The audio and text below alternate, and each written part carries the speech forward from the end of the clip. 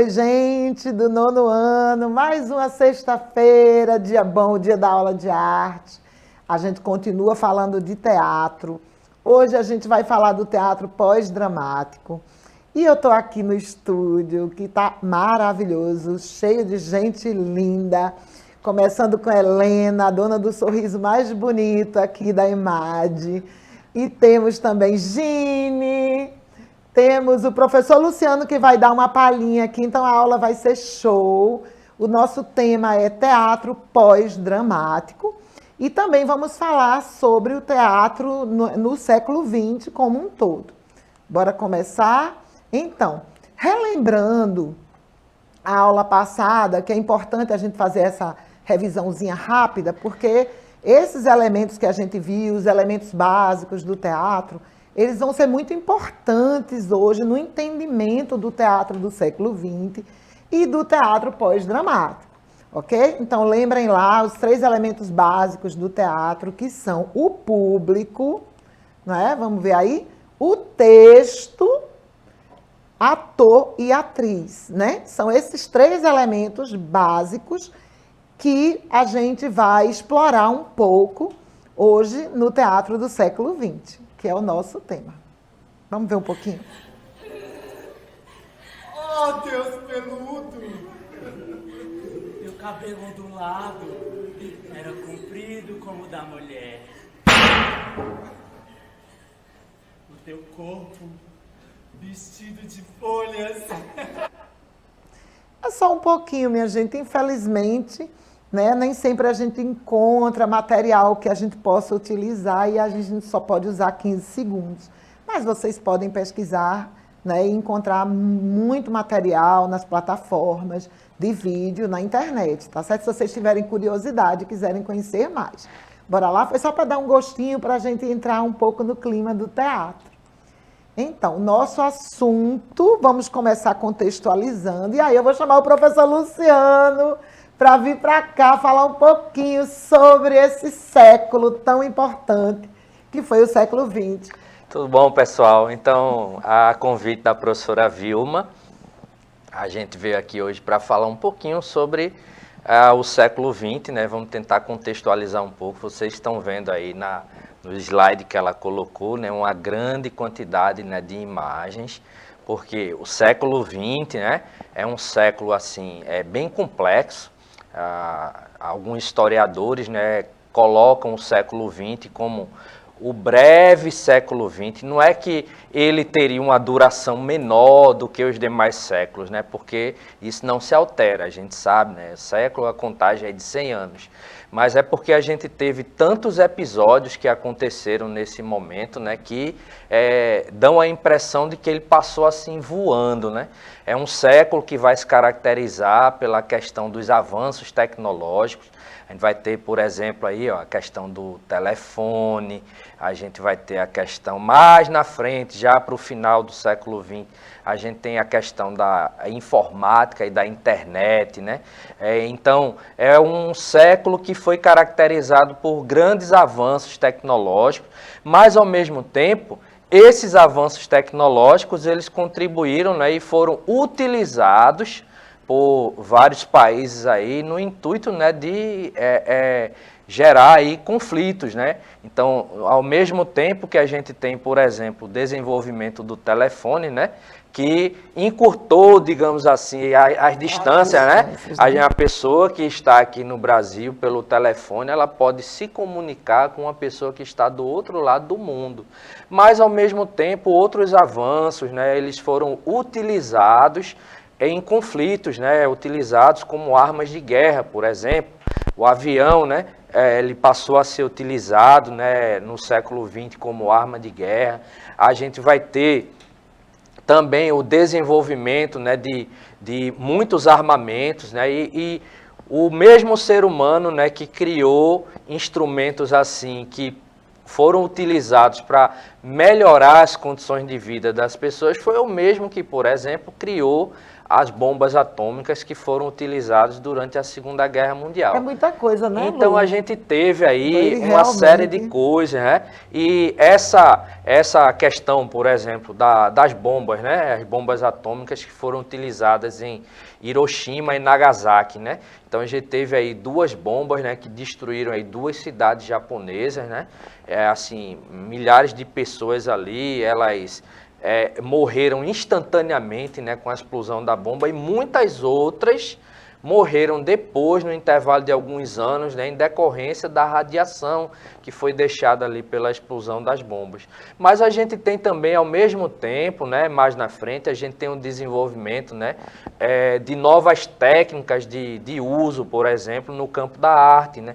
A gente tem novas técnicas de utilização no campo do cinema, a gente vai ter desenvolvimento, né, de novas técnicas no teatro, que a professora vai... No pensamento, No pensamento, na forma de viver, isso, né, a forma Lu? de viver, Eu acho isso certo? interessante A questão do da século cultura XX. de massa mesmo, por exemplo. Então, hoje, a gente tem, até no campo da publicidade, né, se utilizam de técnicas da dramaturgia, para, assim, tentar ampliar a possibilidade de comércio, né, de determinados produtos. Então, você hoje...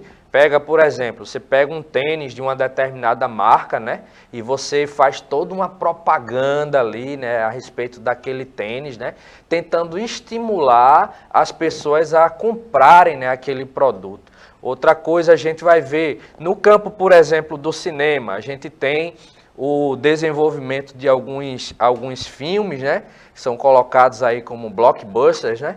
Então, ou filmes, né, de cultura de massa. Exemplo que a gente poderia colocar é que hoje, né, a gente tem, por exemplo, quando a gente vê os filmes da Marvel, né, que são utilizados hoje, a gente tem aí os heróis da Marvel, né, virando sensação no cinema, mas desde o final do século XX, a gente já tem o desenvolvimento, né, de determinados filmes que são utilizados para difundir, inclusive, né, formas de pensamento, né? A gente vai ter aí durante o período, né, do século XX, a gente tem um episódio chamado de Guerra Fria, e a gente observa que ao longo da história, ao longo de todo o período da Guerra Fria, por exemplo, Estados Unidos se utilizou de muitos filmes, né, onde os vilões dos filmes, como, por exemplo, filmes do James Bond, né?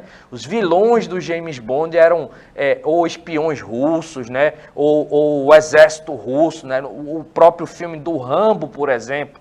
Você tem um filme do Rambo onde ele vai e ele combate contra os russos, né? O Rambo 3 lá, ele está combatendo contra os russos. Então se utiliza, né, essa questão política, né, para ser século. As ideologias políticas, né, elas vão sendo, né, difundidas, e isso, né, se utiliza também da questão da arte, né? Então a gente vai ver aqui com a professora que o teatro, né, ele vai ganhar também destaque, né, nessa questão. O teatro ele vai servir também, né, como um foco aí de difusão de ideologias, né?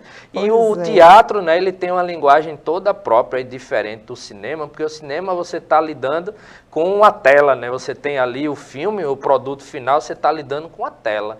Mas no teatro a gente tem a possibilidade de lidar ali com o ator, a atriz, né, ao vivo ali, né? Você está ali no teatro ao vivo, então você tem aquela possibilidade até de um contato maior, né, digamos assim. Então, esse século, né, ele vai trazer muitas mudanças, né, e mudanças que parecem ser tão aceleradas que é por isso que alguns autores, como, por exemplo, o historiador, né, Eric Hobsbawm, ele coloca o século XX como o breve século XX. Ele não está querendo dizer nada além do fato de que as coisas elas vão passando numa sucessão tão rápida assim, né? Mal termina uma coisa, já acontece outra, que é como se aquilo ali tivesse encurtado toda a distância, e o século ele terminou passando assim, muito num rápido. piscar de olhos. A gente vê ali que eu coloquei, né? E foi difícil. Eu digo, meu Deus, isso está uma bagunça com tanta coisa. Mas tem um bocado, né, de coisa aí, ó. Mas armas, mas né? Não dá conta de tudo. Comunicação, né? Televisão, exatamente. armamento, né? Mudança teatro, de comportamento, cinema. A mulher ali de biquíni, isso. né? Mudança no comportamento, nas relações entre as pessoas. Própria questão das ideologias, né? A gente vê aí, por Principalmente exemplo, que isso interessa 1917, né? a gente tem a eclosão da Revolução Russa, né? Que vai ser aí a primeira revolução na história da humanidade a se utilizar como uma base ideológica, né? As ideologias socialistas, né? Então, tanto que a partir daí, né? A gente vai ter essa questão da disputa aí, né, entre socialistas e capitalistas, e tudo isso faz parte desse século, Desse né? século. Lu, obrigada, você trouxe pra gente um panorama assim tão interessante, tão rico. É isso aí, tamo junto. E agora eu vou para ali para assistir, ficar contemplando a aula da professora. Tchau, tchau, gente. Até Obrigada, mais. Lu. Eu vou chamar daqui a pouquinho a professora Gine para vir aqui junto comigo para a gente falar sobre esse teatro. Então, a gente viu aí esse século XX, né, como o professor Luciano falou, breve, com tantos acontecimentos, foi tanta coisa que aconteceu, né, que mudou a forma como a humanidade passou a olhar para ela mesma, para si mesma, para as diversas culturas, para as pequenas sociedades também, os pequenos... olhar para si, né, enquanto cidade, enquanto país, enquanto relações de trabalho, relações sociais, né, tudo isso influenciou a forma de pensar, né, em todos os campos, e não seria diferente no teatro. Vem cá, Gine, para a gente falar desse teatro do século XX. Opa, teatro é comigo mesmo, cheguei! Gine, a companheira. Tá, que Gine é a especialista do teatro, né? Que pode trazer para a gente mais riqueza para essa aula, para a gente pensar o teatro, porque eu sou das artes visuais, Gine é do teatro, então acho que é uma troca bem boa.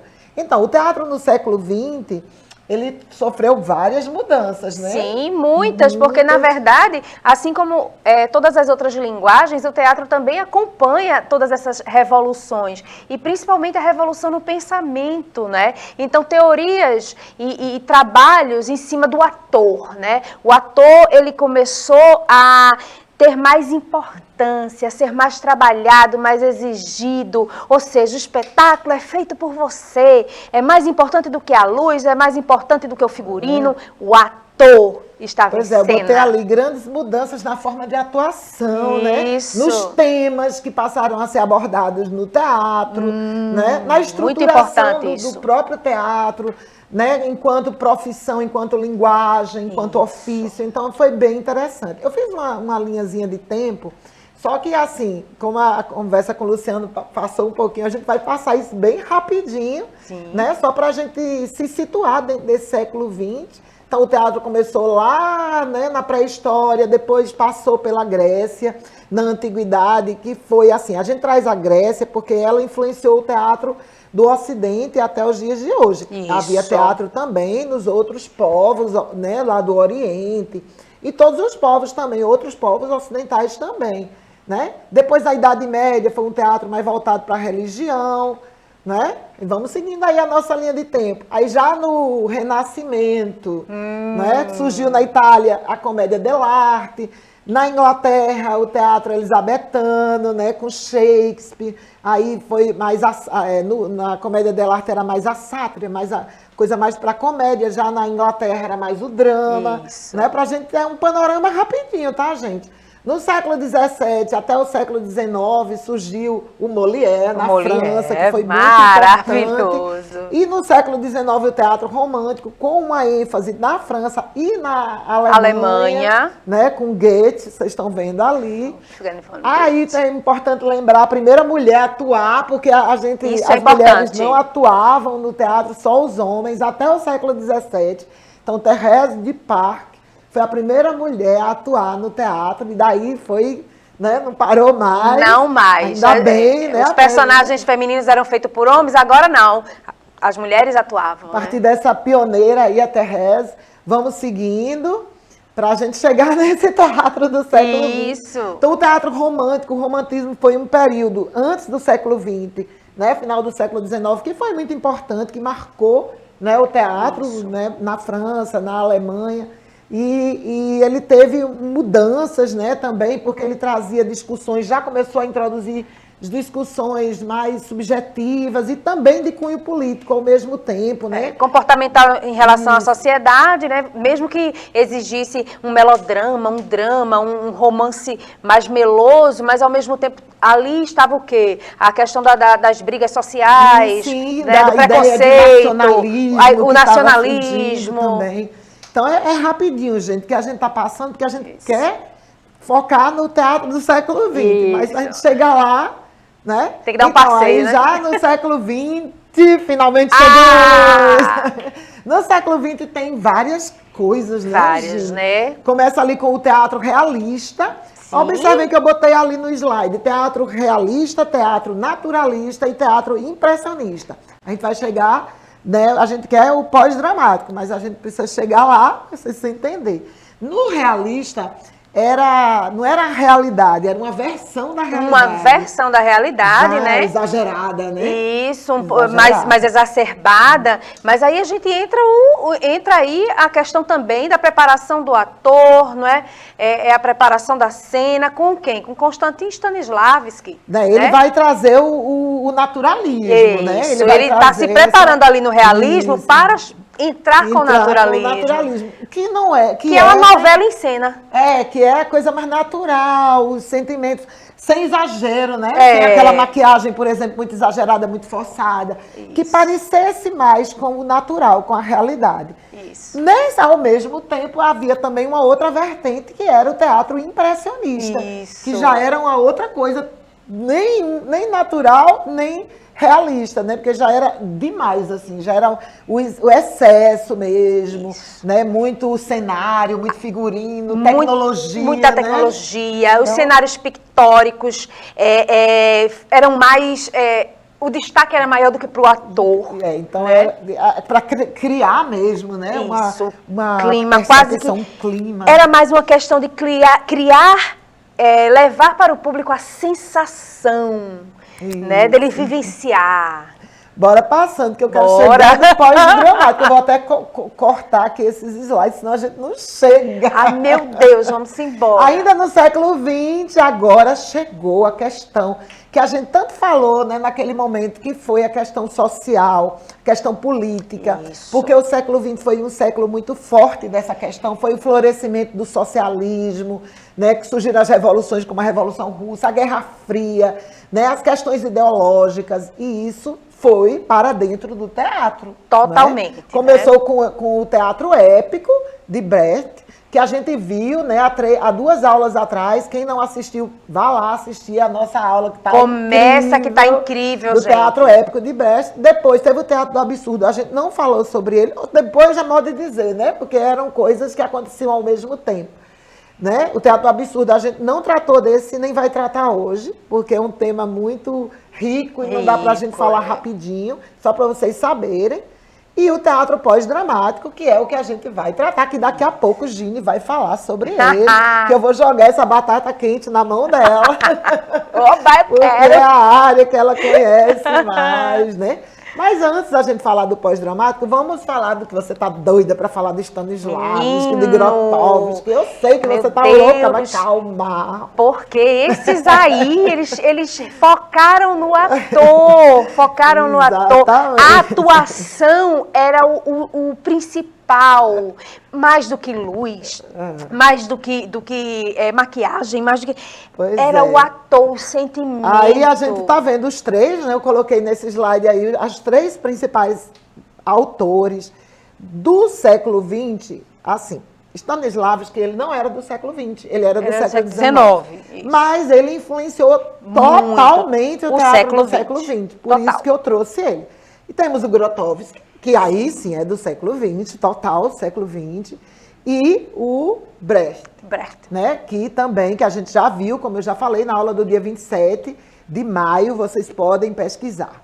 Vamos lá, vamos a seguir. Stanislavski, vou deixar você falar, que você quer tanto falar. Ah, meu Gine, Deus, fala. é porque ele fez um sistema, ele conseguiu colocar um sistema, fazer um sistema de preparação de ator, né, de interpretação, de atuação, ou seja, ele inovou, ele deu um pontapé para chegar E no não século só, ele XX. ainda discutiu, trouxe a discussão mesmo do ator Isso. como um profissional, né, do Isso. teatro como uma profissão e como um conhecimento que podia ser aprendido. Aprendido. Ele quebrou aquela ideia do dom, né, do talento natural. Não, né? era estudo, esforço, isso, técnica, técnica, né? muita então, ele técnica. criou muitas técnicas de interpretação que ele dizia que qualquer pessoa que estudasse poderia se tornar um grande ator. Sim, né? olha, canto, dança, as técnicas de fonoaudiologia para você ter uma boa fluência verbal, trabalho de corpo mesmo, a dança e trabalho de corpo físico. Minha gente,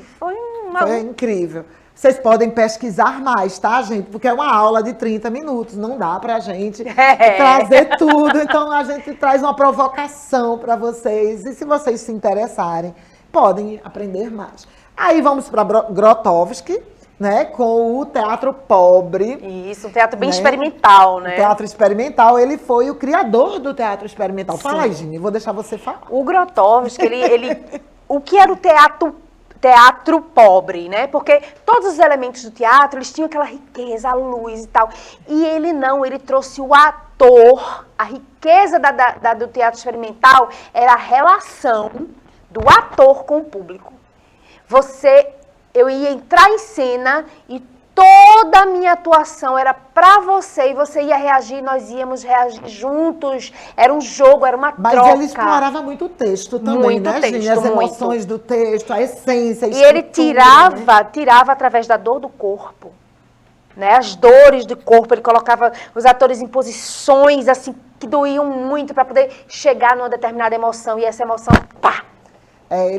Eu vi uma entrevista dele incrível, né? Ele era uma figura incrível, o Grotowski.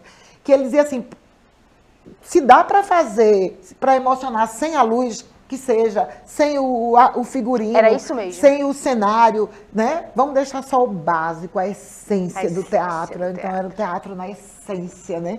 É incrível. E os atores tinham que fazer, né, o chamado laboratório. Laboratórios, né? laboratórios. Entrar mesmo na história, assim, pra... Gente, os entender. laboratórios são pesados. Mas a atuação depois de um laboratório desse é impecável. Pois é, aí o ator, né, vai para né, a grandeza. A mesmo, grandeza. né, da atuação, né, do trabalho do ator. E, por fim, o Brecht, né, que a gente tratou na aula do dia 27, eu botei esse QR Code aí para facilitar quem quiser assistir a aula do dia 27 de maio, que foi só sobre o teatro de Brecht. E foi uma aula incrível, belíssima, uma aula com muita brincadeira, a gente interpretou um pouquinho aqui, não interpretou não, né? Modo de dizer. Né? Fizemos um pequeno sketch para vocês. Então, o Brecht foi incrível, porque ele trouxe a discussão política, né, para dentro do teatro mesmo, ele vai mudar, né? Ele vai quebrar com todos os paradigmas clássicos burgueses dele, dizer que o teatro antes dele era um teatro muito burguês, né? Com uma mentalidade mais burguesa, e ele queria trazer a discussão política, ele queria que a plateia se envolvesse com o espetáculo, que sentisse, que fosse capaz de se transformar, né? De mudar, de assumir uma nova postura diante daquilo. Então ele percebendo as diferenças sociais, percebendo também a forma opressora com que o trabalhador, a sociedade tratava o trabalhador, né? Então é bem interessante, e ele influenciou o teatro pós-dramático, que é o nosso assunto mais específico de hoje, né? Que eu vou explorar a minha amiga aqui. Como eu sou esperta, gente. Cala a boca. Vou fazer uma parte teatral aqui, ó. Isso é uma técnica boa, De repente eu estou aqui assim, olhando, e você vai... Olhem, eu vou explorar a minha amiga. Isso é uma parte, a gente viu isso também na aula passada. A aula de elementos do teatro, né? Que é quando o ator fala com a plateia, brincando com Fora a ideia da de cena, que o né? outro não está vendo. Pois é. Bora lá, vamos seguindo. E aí, vamos agora para o teatro pós-dramático. Como eu falei, o teatro épico, vocês podem ver a aula do dia 27, e aí vocês vão se inteirar, que a gente... Foi uma aula só sobre o teatro épico, então tem muito conteúdo lá. Para lá, gente, para o teatro pós-dramático. Hans Lehmann, né? Em 1999, nos estudos dele, nessa imersão que ele fez no teatro, ele era muito apropriado do teatro brechtiano, né? Então, Brecht, para ele, dentro dessa questão do educar, usar o teatro para educar, emocionar, e informar e fazer com que as pessoas se posicionem, né? Então, ele exacerbou isso, ele colocou isso de uma forma mais estruturada, né? E aí ele vai envolver a plateia, né? Mais do que... Brecht já começou, mas Brecht não era tão começou com os forte. apartes, né? Ele vai diretamente ao público, para o público decidir, para ter aquela interação mesmo e o público responder. Por isso é pós-dramático, tá, gente? Isso. A gente pensando que drama é todo o teatro, né? Não necessariamente isso. aquele teatro de tristeza, de sofrimento, de dor. Essa nomenclatura tem que ser, né? Que ficou marcado pelo gênero drama, tá? Drama é toda a ação teatral. Então, o pós-dramático, ele vai além do drama. Por isso ele tem esse nome, porque ele vai trazer a discussão sobre o próprio teatro. Então, ele dá a saber, o Brecht já fez isso, já deu à plateia a saber que o que estava sendo vivido no palco, né, Gine? Sim. Não era a vida real. Não. É teatro. É teatro. Aquilo é uma encenação. No pós-dramático, ele vai mais além quando ele deixa que o público possa interferir no texto. Né? Ele quer ali é exatamente o teatro pós-dramático, ele está em função da relação do público com a ação dramática, né? O público se envolve até chegar a falar sobre isso. Ou seja, a discussão ela não fica só na sua cabeça, a discussão ela vai ali, para a encenação, vai não além. É? Vamos ver, eu trouxe aqui um texto, né, do Hans Lehmann.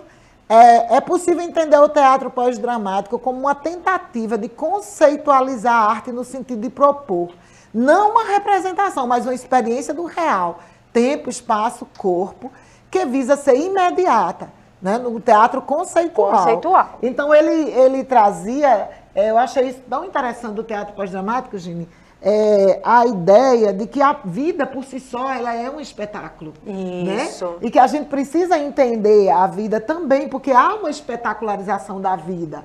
Né? No teatro e na própria vida. Isso na pós-modernidade que hoje a gente vive muito isso, né? Nas redes sociais, quando as pessoas estão espetacularizando a própria vida, quando ela tira foto da comida que ela come para postar. Sim. Né? Então o teatro, na verdade, ele foi vanguardista nisso. Vanguardista disso que chegou agora, né? Ele veio antes, né? Essa ideia da espetacularização da vida, o teatro pós-dramático viu antes da internet. Né? E a gente foi jogando, foi vivendo isso.